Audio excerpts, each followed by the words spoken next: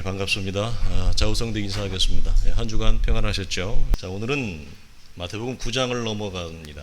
그들의 믿음을 보시고라고 하는 주제이고, 주님이 중풍병자를 통해서 죄사함의 은혜를 베푸신 놀라운 장면이죠. 자, 군대 귀신 들린 자에게 주님이 자유와 해방을 허락하셨습니다. 그러나 그들은 주님을 원하지 않았습니다. 그래서 주님은 다시 오늘 1절에 보게 되어지면 다시 본 동네로 돌아가셨다. 여기서 본 동네는 주님이 갈릴리의 가버나움을 얘기하죠. 갈릴리의 가버나움은 주님이 사역의 70%, 3분의 1을 북쪽 지역에서 합니다. 그리고 나머지 사역의 3분의 1, 30%를 이제 예루살렘을 향해서 마무리하게 되어지는 그런 상황이죠. 이곳은 주님의 가장 뜨거운 논란의 주제였던 그 주제가 일어나는 지역이고, 종교 지도자들의 공격의 타겟이 되어지는 사건을 주님이 오늘 의도적으로 일으킵니다. 그 주제가 무엇입니까? 바로 인자가 세상에서, 이 땅에서 죄를 사하는 권세를 가지고 있다라고 하는 것을 말하시므로 그 시대의 종교 지도자들에게 신성모독이라고 하는 엄청난 유대 사회의 공분을 일으킵니다. 실제로 주님이 돌아가셨을 때 그의 죽으심의 공적인 사유가 무엇이었습니까? 신성모독자였습니다. 마태는 일련의 사건들을 통해서 무엇을 지금 우리에게 계시하고 보여주고 있느냐면, 예수 그리스도 그가 과연 누구인가, 그리고 그의 권위가 어떤 권위인가를 연속적으로 나열하고 있음을 우리 성도들 놓치지 않기를 바랍니다. 첫째로 가르침의 권위였고, 질병에 대한 권위, 그리고 자연 만물을 다스리는 권위, 그리고 군대 귀신 자를 제어함으로 영적 세계를 다스리는 권위. 오늘 중풍병자의 고침을 통해서 하나님만이 행하실 수 있다라고 하는 죄를 사하는 권위와 권능을 선포하고 있는 것이죠. 그러나 안타까운 것은 뭐냐면, 그 유대 사회의 그 누구도 예수 그리스도가 인자의 형상으로, 인자란 사람과 같은 모양으로 오신 예수 그리스도를 그 누구도 알아차리지 못했다라고 하는 점입니다. 왜냐하면 이스라엘 사회에서 정상적인 정신, 이 배짱을 가진 사람이라면 사람으로서 내가 사람에게 너의 죄를 사한다, 이런 죄사함을 선포한다는 것은 여러분 가능할까요? 불가능할까요? 불가능합니다. 역으로 말하면 무슨 말이냐면, 사람으로서 사람의 입에서 죄 용서를 선포하는 사람이라면 과연 그가 메시아가 아닌지 한번 그들은 영적인 의구심을 가졌어야 됩니다. 메시아가 아니고는 현실적으로는 불가능합니다. 유대사회에서 우리가 아는 대로 한 사람이 죄를 범하고 그것을 공식적으로 죄가 형벌이 내려지기 위해서는 항상 2인 이상의, 2명 이상의 객관적인 증인이 동원돼야 됩니다.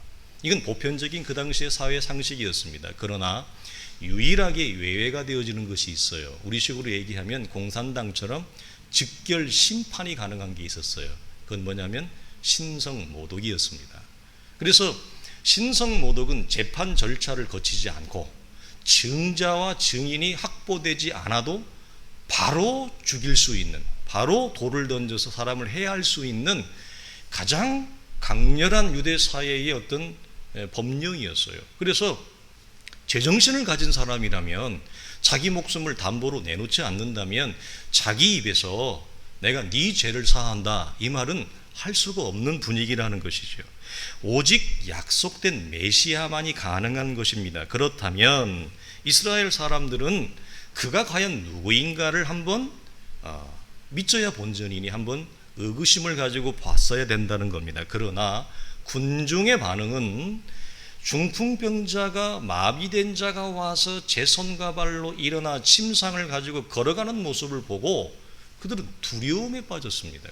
군중의 반응은 하나님의 기적을 보고도 두려움이었고, 종교 지도자들은 감히 하나님의 이름을 모독하다니 신성을 모독했다, 즉 그들이 가장 중요시 여기는 율법적 법령을 깨뜨렸다라고 하는 이 생각 때문에 이 사람이 혹시 약속된 메시아가 아닌가 하는 생각조차 못한 것입니다.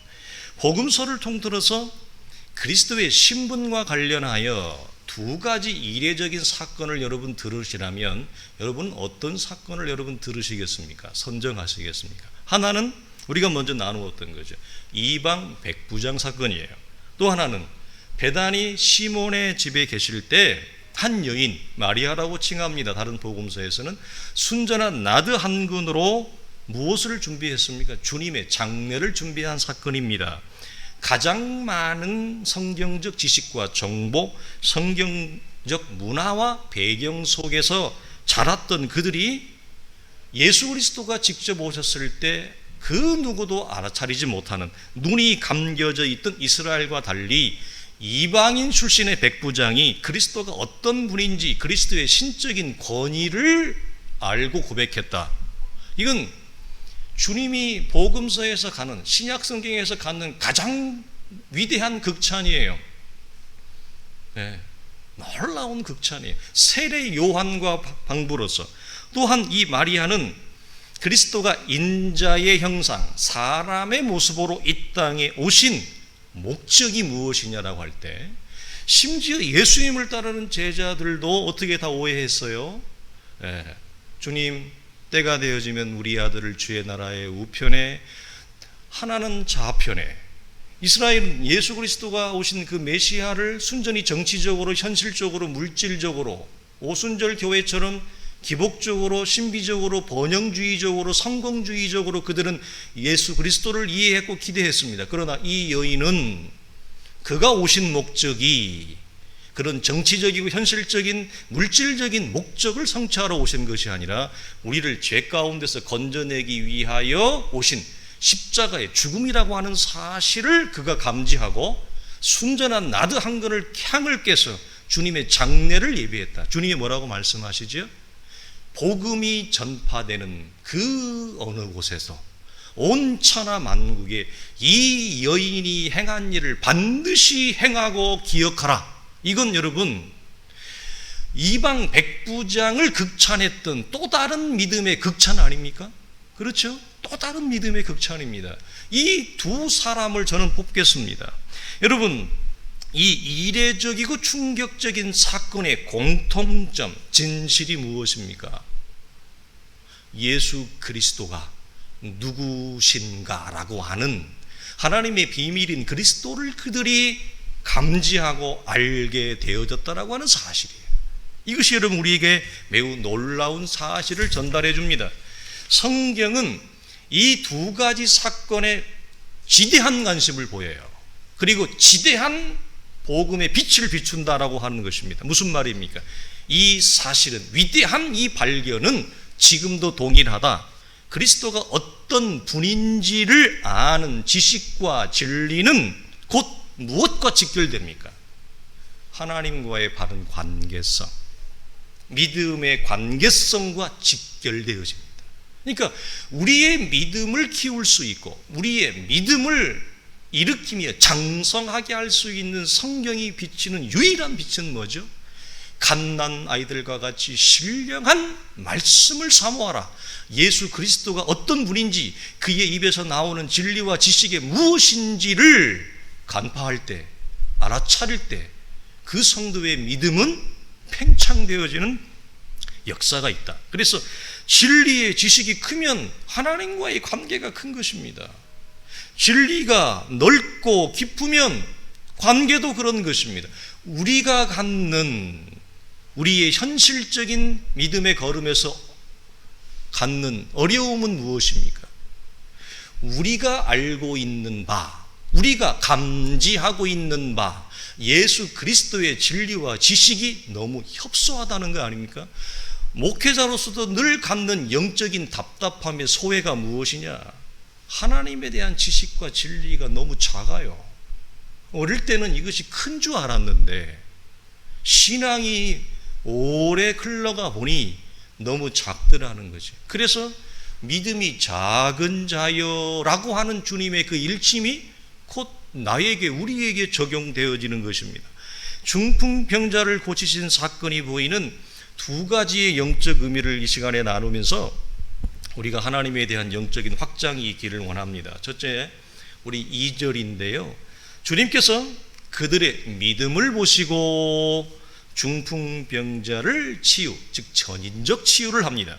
여러분, 이것은 중풍병자를 데리고 온 사람들의 믿음이 어떤 믿음이었나를 주님이 말하는 것입니다. 마가복음을 보면 집 주위까지 인파가 운집해서 그 집 안으로 들어갈 수가 없을 지경이었습니다. 그래서 이 사람들은 이례적인 행위를 합니다. 그러나 이 이례적인 행위는 객관적으로 보면 매우 무례하고 몰상식한 행위였습니다. 한 사람의 지붕을 뜯어버렸으니 지붕을 해체해버리는 행위를 합니다. 아주 몰상식하죠. 무례하죠. 이 지붕을 뜯어내리는 이례적인 행동을 한 이유를 설명하는데, 그런데 마태복음으로 넘어와서 보면 마태는 뭐라고 하느냐, 그들의 이 무모하고 이례적이고 비상한 행동을 믿음의 결단과 행동으로 묘사한다는 것입니다. 그리고 예수님은 그들의 이 무례한 행위이지만 그 행동 속에서 무엇을 보셨어요? 그들의 믿음을 보시고 믿음을 보았다는 겁니다. 무슨 말입니까? 무례하고 이례적인 행동을 할 정도의 그들의 행동 속에 무엇을 가졌다는 겁니까? 믿음을 가졌다. 어떤 믿음? 예수님께 데려갈 수만 있다면, 지금 길이 막혔어요. 접근할 수가 없어요. 그러니 그럼에도 불구하고 주님께 갈 수만 있다면 주님께서 이 환자를 치유할 수 있다라고 하는 내면적인 확신과 간절함을 가졌어요. 그 내면적 확신과 간절함이 길이 막히니 어떻게 해요? 길을 여는데 무례하고 이례적인 행동까지도 동원하여 지붕을 뜯어버렸으니 어떡할 거예요, 이걸? 여러분, 만약 이렇게 우리가 한번 반문해 봅시다. 만약 나 같았으면 어떻게 할 거예요? 만약 우리 같으면 긴급한 일입니다. 매우 우리에게 절실한 일입니다. 그런데 길이 막혔어요. 물어보겠습니다. 지붕을 뜯겠습니까? 아니면 그냥 돌아가실래요? 오늘 성경이 이걸 우리에게 여러분 묻습니다. 도전합니다. 지붕을 뜯는 무례함까지라도 동원해서 주님 앞에 나아가는 간절함을 여러분 동원하실랍니까? 아니면 길이 막혔으니 포기하고 돌아가실랍니까? 성도라면 기본적인 믿음을 가지고 있습니다. 그러나 지붕을 뜯어내릴 만큼의 그 간절함, 그 강렬한 영적인 의욕은 모든 성도가 소유한 것은 아닙니다. 우리 기억하십시다. 믿음의 세계에서 우리가 그리스도의 은혜로 말미암아 우리 안에 믿음이 주어지기 전에는 이런 역사를 할 수가 없어요. 그러나 믿음이 우리에게 주어진 이후에는 우리의 믿음의 세계, 영적 세계에서 믿음이 작동하여 어떤 결과치를 내는 것은 무엇이 여러분 매우 소중합니까? 그 은혜를 받는, 은혜를 움직이게 하는 자의 영적인 간절함, 영적인 의욕이 믿음이 움직이게 합니다. 믿음이 실천하게 하고 믿음이 역사되게 하는 위대한 영적 작동의 불씨가 뭐냐? 믿음을 가진 자의 강렬한 간절함, 강렬한 영적인 의욕, 이것입니다. 이것이 없으면 믿음을, 기본적인 믿음은 가지고 있는데 내 삶에서 아무런 역사가 일어나지 않아요. 그래서 믿음이 역사로, 성취로 이루어지는 데의 불씨는 뭐냐? 믿음을 선물로 받았으니 그 선물을 가진 성도가 하나님에 대하여 가지는 내면적인 신뢰, 실제적인 확신, 그리고 거기에서 일어나는 영적인 간절함, 이것은 우리에게 영적인 담대함으로 품어져 나오는 것입니다. 그걸 가지고 있는 자는 이 보이는 물질 세계 속에 하나님의 영적인 세계가 침투해서 들어오는 놀라운 역사를 경험해요. 그래서 믿음을 옷장 속에 집어넣으면 곤란하다라고 말씀을 드렸던 것입니다. 밤중에 찾아온 친구가 있었죠. 이웃에게 음식을 구하러 갔는데 우리가 나누었어요. 때가 너무 늦었어요. 그래서 이 사람은 강청이라고도 번역이 되는 간청 혹은 강청하는 기도를 할 수밖에 없었습니다. 포인트가 무엇입니까? 음식이 없습니다. 이게 가장 기본적인 기도의 스케줄을 보여주는 거예요. 음식이 없다 무슨 말이에요? 나는 자원이 없다. 우리는 자원이 없다. 우리로서는 할 수 없다 이 말 아니에요? 그런데 이웃에게, 친구에게 음식이 있어요. 줄 수 있는 자는 자원을 가지고 있어요. 줄 수 있는 자는 할 수가 있어요. 그가 누구예요? 하나님이죠. 하나님은 무한한 자원을 가지고 계시고 우리는 못하나 그는 능히 할 수 있어요. 그렇다면 왜 성경이 왜 여기에도 이례적으로 지붕을 뜯어내리는 것만큼 왜 상황을 밤늦게 다 잠자는 이례적이고 상식적이지 않는 무례한 시츄에이션을 상황을 일부러 만들어 놓았을까요? 그럼에도 불구하고 이 말이죠. 그럼에도 불구하고 그 하나님께 나아가 간청할 수 있는 간절함이 있느냐 이 말이에요. 성경이 보이는 메시지 아닙니까? 주님께 나아가면 이것이 해결되어 줄 수 있다. 주님께 나아가면 주님은 이것을 풀 수 있다. 그 간절함과 내면적 확신이 밤늦은 시간이라도 나아가는 것. 또 하루는 주님이 두로와 시돈에 갔더랬어요. 갑자기 한 여인이 뒤에서 소리치면서 울면서 따라옵니다. 뭐라고 얘기해요? 다윗의 자손이여 나를 불쌍히 여기소서 내 딸이 귀신이 들렸나이다. 내 딸을 고쳐주옵소서 이렇게 얘기합니다. 그런데 주님은 성경을 보면 참 우리 주님은 아마 최고의 배우가 아닌가 대배우일 거예요. 너무 연기를 잘하세요. 왜? 어떤 때는 너무너무 사랑과 인자와 자비가 많고 철철철 흘러 넘치는 모습이었다고 오늘 모습은 보세요. 주님은 한마디도 대꾸 안 합니다. 여러분 부부싸움 할 때 언제 기분 나쁘죠? 나는 막 얘기하는데 한마디도 대꾸를 안 해. 누가? 그 왼수가. 그럼 굉장히 마음이 즐겁지 않습니까? 네. 그렇죠? 여러분 주님이 이렇게 간청을 하는데 주님이 외면합니다. 근데 외면이 왜? 한마디도 안 해요. 얼마나 여러분 썰렁하겠어요? 이 여인은 절박한데 절실한데 한마디도 얘기를 안 하십니다. 외면합니다. 제자들도 뭐라고 하느냐? 주님 시끄러워요 저 여자가. 뒤에서 자꾸 웁니다. 따라옵니다. 주님 보냅시다. 보내버리자고요. 주님이 오케이. 제자들도 주님도 이 여인을 냉대합니다. 이 상황을 여러분 묵상해 보십시오. 이 여인의 얼굴이 얼마나 뜨거웠겠습니까? 아무리 자식의 일이라 할지라도 이렇게 문전박대를 당하는데 얼마나 이 여인의 자존감과 자존심이 여러분 철저히 무너졌겠습니까? 그럼에도 불구하고 주 앞에 구합니다. 놀라운 것입니다. 이 비밀이 있습니다. 그때 주님은 정말 서운한 말을 하셔요. 이 여인에게 입을 엽니다. 애야, 나는 이스라엘이 먼저야. 나는 이방인은 나중이야. 나는 이스라엘이 우선순위야. 너는 차순위야. 마가는 이렇게 얘기합니다. 자녀로 먼저 배불리 먹게 할지니 자녀의 떡을 취하여 어떻게 개들에게 줄 수 있느냐, 이 얘기를 하니까 자, 이때 인생의 시비가 갈려요. 인생과 믿음의 희비가 갈라지는 하나님의 타이밍이에요. 자, 묻겠습니다. 돌아가십니까? 아니면 무너진 자존감과 자존심에도 불구하고 주님에게 간청하시겠습니까? 여러분, 많은 성도들이 길이 막히면 멈춰버립니다. 길이 막히면 포기해버립니다. 여러분, 주님과 제자들이 이렇게 나를 냉대합니다. 얼만큼 더 자존심을 짓밟아야 됩니까?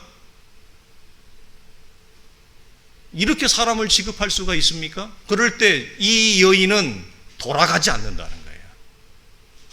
그럼에도 불구하고 주님께 나아가 간청해요. 뭐라고 얘기합니까? 주님, 맞습니다.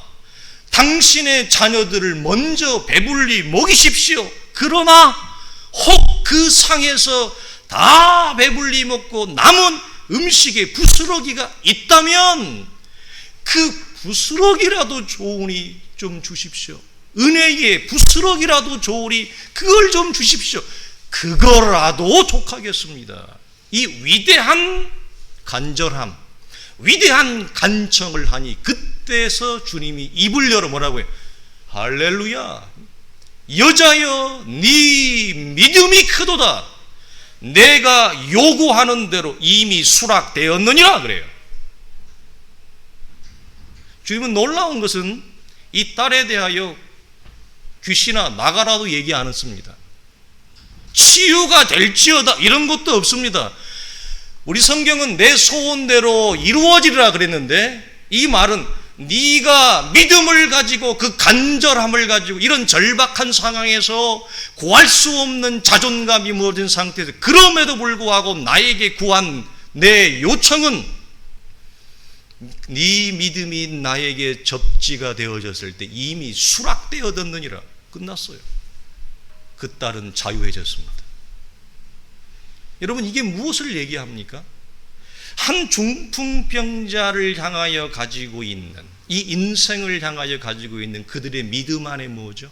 하나님을 향한 내면적 확신과 간절함, 하나님을 향하여 나아가는, 주님께 나아가면 이 모든 것들이 열어진다라고 하는 이 간절함이 믿음의 역사와 성취로 이루어져요.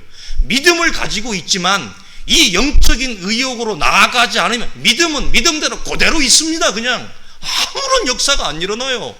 그러나 예수를 안 믿는 건 아닙니다. 그러나 내 삶에 하나님의 약속의 성취는 전혀 일어나지 않습니다. 여러분, 어떤 믿음의 길을 우리가 걸어야 되겠습니까?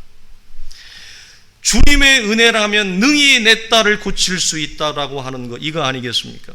이런 차원에서 야고보의 말대로 갇혀있는 믿음은 죽은 믿음이에요. 야고보가 말한 게.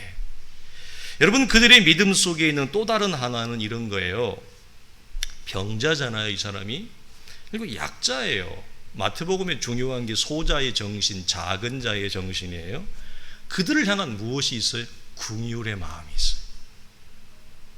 이들의 이름이 기록되지 않습니다. 더 크게는 사람 자체를 불쌍히 여길 수 있는 무엇이라고 그랬어요? 영적인 상태와 마음가짐이에요. 왜요? 여러분은 사람을 볼 때 어떻게 보십니까?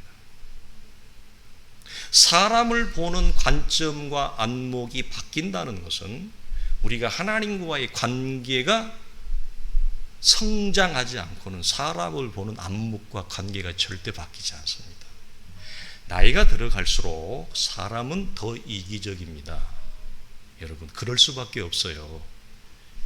젊을 때는 힘이 있고요, 에너지가 있고요, 갈 데도 많고 오라는 데도 많아요. 그리고 할 수 있는 여지나 의지나 영역이 많죠. 여러분, 나이가 들어갈수록 사람은 귀찮은 걸 다 싫어합니다. 왜 그래요? 그 중에 하나가 제일 큰 게 뭐죠? 몸에 힘이 없어요. 에너지가 별로 없어요.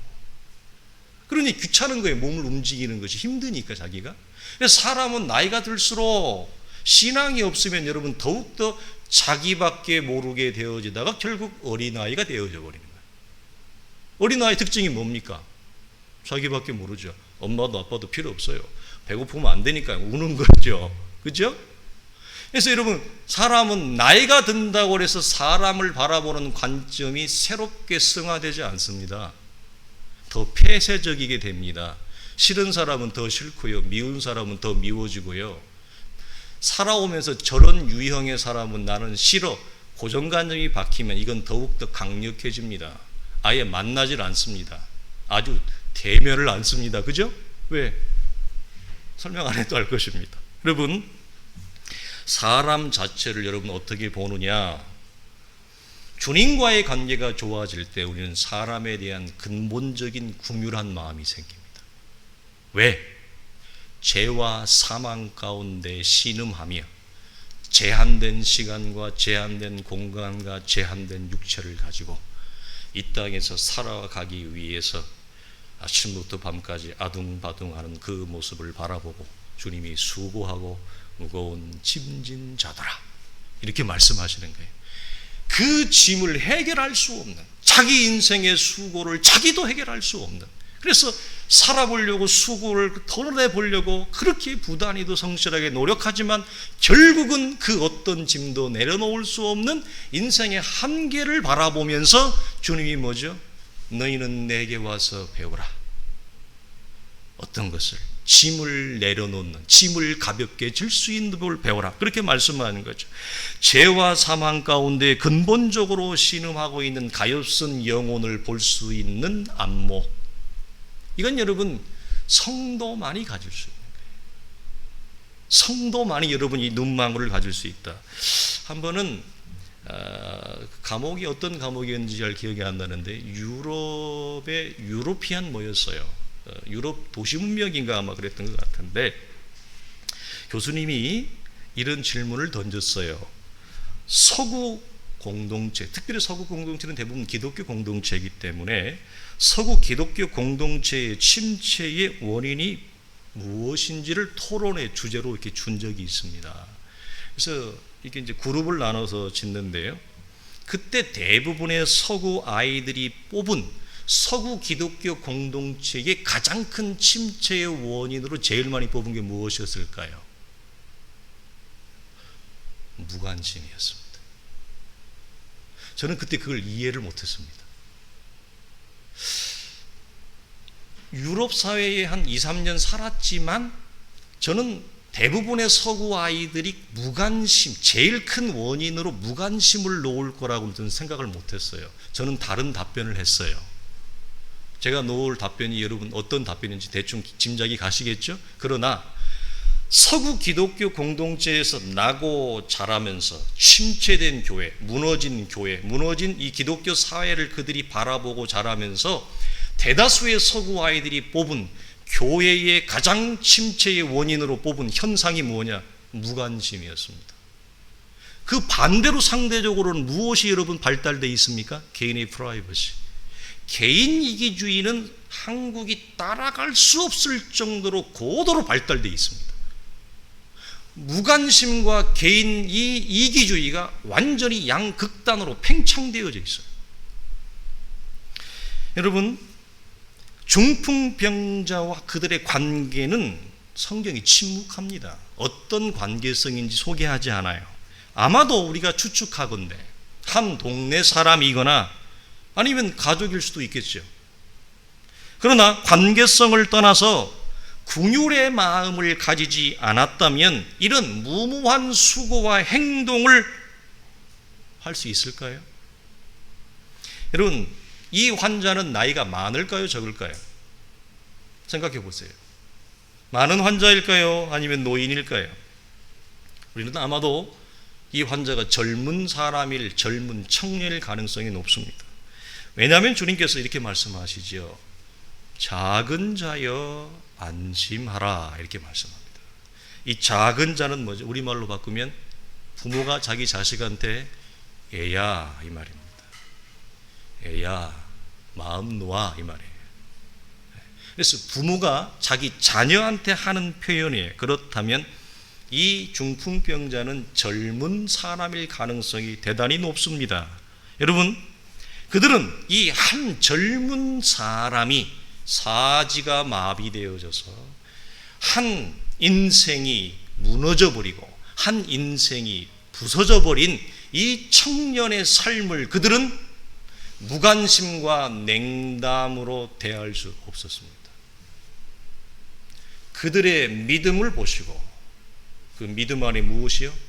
그 영혼과 인생을 긍휼히 여기는, 불쌍히 여기는 것, 이것이 믿음 가운데 들어있는 것이었습니다. 때마침 각종 병에 걸린 자들을 고치신 주님이 가버나움에 왔다는 소식을 듣게 되었습니다. 그들은 지체할 수 없었죠. 그래서 이 모든 수고와 행동의 중심에 무너져버린 한 인생을 일으켜 세우고자 하는 긍휼한 마음이 없었다면 이것은 여러분 일어나지 않았을 일입니다. 주님 우리에게 말씀하십니다. 사랑하는 성도들이여, 우리는 한 인생을 바라보며 이 사람의 관계성을 떠나서 그 사람을 일으켜 세우고자 하는 무엇이 있어야 돼요? 수고. 이 수고가 귀차니즘이 오면 마땅히 해야 될 수고와 마땅히 해야 될 싸움조차 하지 않습니다. 무관심과 냉담으로 한쪽으로 치워놔 버리죠.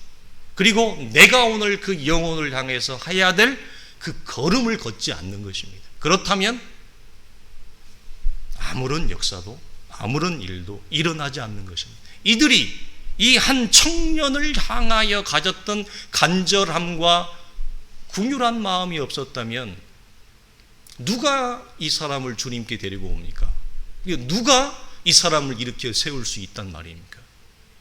이 청년은 여러분 나머지의 삶의 운명은 얼마나 어두웠을 것인가 라고 하는 우리는 충분히 상상할 수 있습니다. 시간이 많이 갔네요. 나머지 부분은 우리 이 인자가 무엇인가, 인자가 세상에서라고 이 땅에서 죄를 사하는 권세가 있다라고 하는 이 부분은 우리 다음 주 2탄에서 같이 한번 나누도록 하겠습니다. 기도하겠습니다. 하나님 아버지 감사합니다. 그들의 믿음을 보시고 하나님의 나라의 거룩한 역사가 하나님이 허락하신 이 복된 믿음을 통해 일어남을 봅니다. 거룩하신 아버지 하나님, 우리 모두는 구원에 이르는 믿음을 선물로 받았습니다.